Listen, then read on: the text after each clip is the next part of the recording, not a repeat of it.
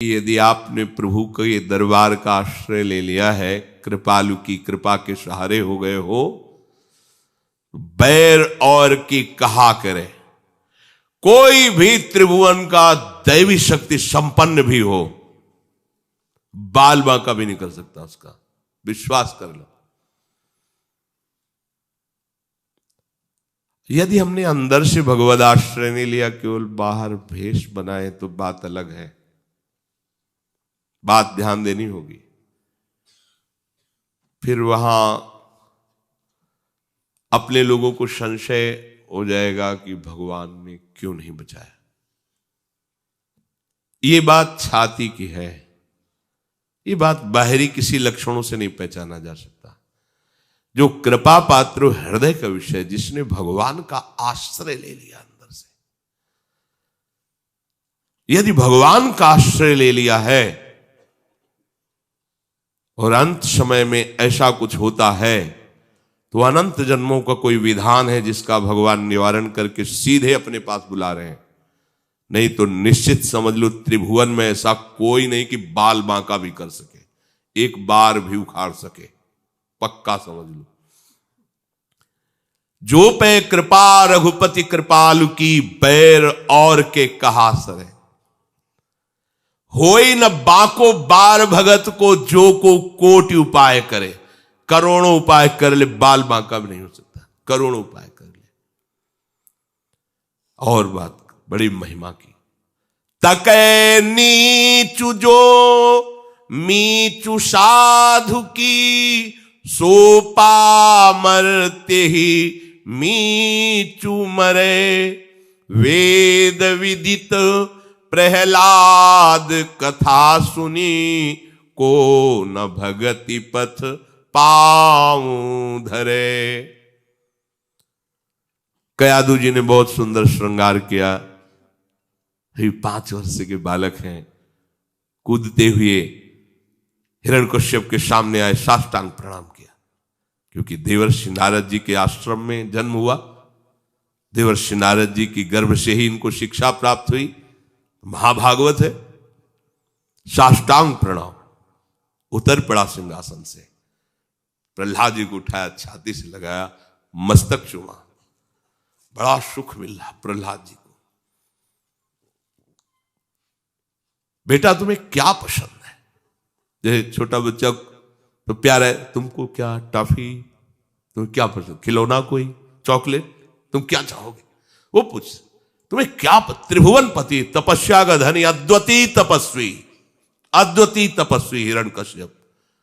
ब्रह्मा जी को भी दिव्य दृष्टि से ढूंढना पड़ा, है कहां हिरण्यकश्यप? वहां घास जमी हुई थी, उसके ऊपर कुशा जमा हुआ था, दीमक की बामी लग गई थी, मंत्र में तन्मय। तभी तो किसी देवी शक्ति की भी सामर्थ्य नहीं थी कि उसको परास्त कर सके। ऐसे दुलार का क्या चाहिए बेटा, तुम्हें क्या पसंद है? कहा मुझे 9 बातें बहुत पसंद है। श्री हरि के प्रति ये जो नवधा भक्ति है, श्रवणम कीर्तनम स्मरणम विष्णुर्पाद सेवनम अर्चनम वंदनम दास्यम शक्त आत्मनिवेद। जैसे सांप एकदम कूद पड़ा हो, ऐसे एकदम क्या बोला, पटक दिया नीचे, क्योंकि हरि से द्वेष करते थे, पटक दिया नीचे। अब किसने शिक्षा दी इस बालक को? थर थर कांप रहे कयादू जी। चंडामर्क जी आए, कुछ समय के लिए हमें अवसर दीजिए, हम शिक्षा प्रदान करेंगे, बालक है बुद्धि। चंडामर्क जी लेकिन 5 वर्ष के बालक को काम शास्त्र की शिक्षा दे रहे हैं, और भी राजनीतियों की, कूटनीतियों की। इतने चतुर शिरोमणि हैं कि जो वो बोलते हैं उसका उत्तर तत्काल दे देते हैं। माने पढ़ाई में बहुत रति है, ऐसा अधिकार है। और जहां हटे, ध्यानस्थ है, नाम कीर्तन परायण है, भगवत रूप में डूबे हुए हैं। काफी समय बाद फिर बुलाया, अब उतना प्यार नहीं किया। हाँ बेटा, तुम्हें क्या पसंद है, क्या पढ़ा गुरु जी से, सुनाओ। तो ये भगवान की महामहिम बात। चंडामर्क से ये शिकायत, बोले प्रभु आप जिसकी शपथ ले लो, हमारे यहां तो चर्चा नहीं हुई है। किसने सिखाया तेरे को? प्रहलाद जी से। किसने? नैषा मतिस्ताव दुरुक्रमांघ्रिम स्पर्शत्या अनर्थापगमो यदर्था मही अशाम पाद रजोभिषेकम निष्किंचना नाम न वृणीत यावत। हे दैत्यराज, भाव बदल गया। हरि से द्वेष करता पिता कैसे हो सकता है?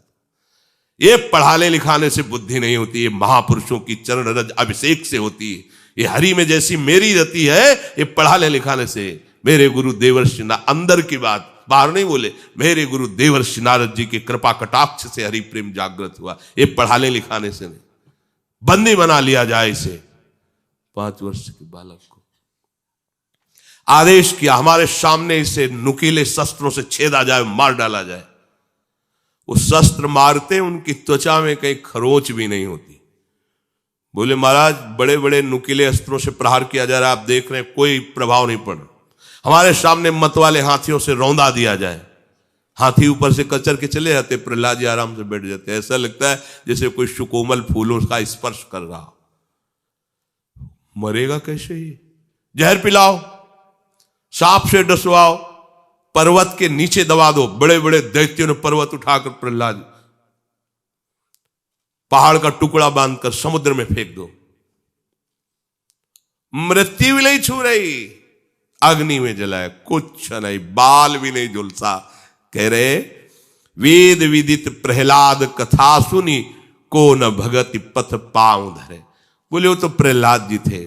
सत्य मानो, प्रभु की दृष्टि में आप और प्रहलाद जी में इतना अंतर नहीं। ये तो दूसरे लोग अंतर कर सकते हैं कि वो पढ़ा लिखा बच्चा है और वो मूर्ख है, लेकिन उस मां से पूछो, उसकी छाती में बराबर प्यार है, हर बच्चे के लिए प्यार है।